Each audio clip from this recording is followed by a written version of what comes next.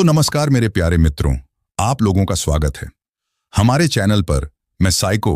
आज हम लोग बहुत डरावनी कहानियां सुनने वाले हैं। तो ये कहानी आज हमारे एक सब्सक्राइबर विकास ने भेजी है। चलिए विकास के पॉइंट ऑफ व्यू से सुनते हैं। मैं हिंदुस्तान यूनिलीवर कंपनी में ऑपरेटर का काम करता हूँ। मेरा घर कंपनी से 10 किलोमीटर दूर है।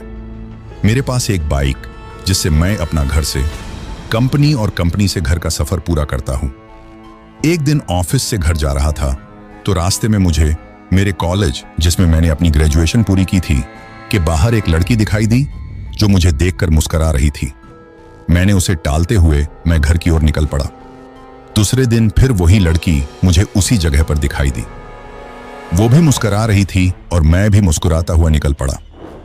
मुझे उसकी प्यारी से मुस्कान से प्यार हो गया था, लेकिन कभी रुकने की कोशिश नहीं की। वो लड़की कई दिनों तक मुझे दिखी और एक दिन वो मुझे वहां नहीं दिखाई दी। मैं बेचैन हो गया, लेकिन मैं उसके बारे में कुछ नहीं जानता था, वरना कभी बात की थी, इसलिए उसका पता भी नहीं लगा सकता था। मैं कई दिनों तक उस लड़की के नहीं दिखने से बेचैन रहा। कई बार तो मैं कंपनी से जल्दी निकलकर उसका इंतजार भी करता, पर वो मुझे नहीं दिखी। एक दिन मेरे मोबाइल पर किसी अनजाने नंबर से फोन आया। मैंने फोन उठाया तो एक लड़की बोली। उसने मेरा नाम पूछा और वो मुझसे बात करने लगी और बताया कि मैं वही लड़की हूं जिसे तुम रोज बाइक से गुजरते हुए देखा करते थे। मैं अचंभित रह गया कि इसके पास मेरा नंबर कैसे आया और ये मेरे से क्यों बात कर रही है, लेकिन उसकी मीठी बातों में इतना खो गया कि ये सब बातें भूल गया। एक दिन उसने मुझे कॉलेज के बाहर मिलने के लिए बुलाया।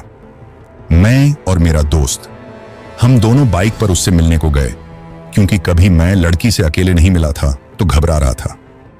मैं और मेरा दोस्त जैसे ही कॉलेज के बाहर पहुंचे तो वहां वो लड़की कहीं पर भी दिखाई नहीं दी। मैंने काफी फोन लगाया, लेकिन फोन स्विच ऑफ था। मैं घर लौट गया और घर में घुसते ही उसका फोन आया तो मैंने गुस्से से कहा कि हम वहां पर आपका इंतजार कर रहे थे, आप क्यों नहीं आई?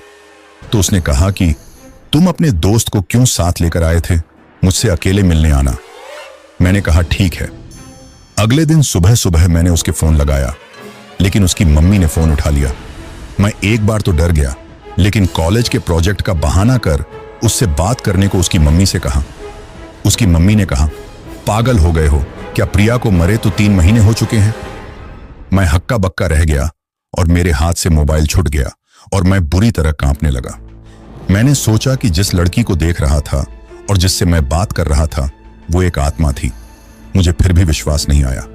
मैंने अगले दिन फिर प्रिया की मम्मी के फोन लगाकर सारी घटना सुनाई तो उन्होंने कहा, मेरी बात पर यकीन ना हो तो मेरे घर आकर देख लो। मैं प्रिया के घर गया तो प्रिया के फोटो पर माला लगी थी। उसकी मां यह घटना सुनकर भावुक हो गई, लेकिन उस दिन से मैंने अपनी वो सिम निकालकर फेंक दी और नए नंबर ले लिए और फिर कभी फोन नहीं आया। लेकिन आज भी मैं अनजान नंबर से अक्सर सहम जाता हूं। मित्रों, अगर आपको मेरी आप बीती पसंद आए तो शेयर जरूर करें। यह कहानी मैं साइको को समर्पित करता हूं और साइको को धन्यवाद देता हूं कि उन्होंने मेरी आप बीती को आप लोगों तक पहुंचाया। तो दोस्तों, आप लोग भी कोई कहानी यह आपके साथ हुई कोई घटना हमारे साथ शेयर करना चाहते हो तो डिस्क्रिप्शन में इंस्टाग्राम आईडी का लिंक आप भेज सकते हो। तो दोस्तों, जो पिछली वीडियो पे कमेंट किए थे, श्याम है पंजाब से और हैप्पी है असम से, तो आप लोग भी कमेंट कर दो अपना नाम और कहां से हमारी कहानी को सुन रहे हो। मैं अपनी दूसरी वीडियो में आप लोगों का नाम लूंगा। धन्यवाद।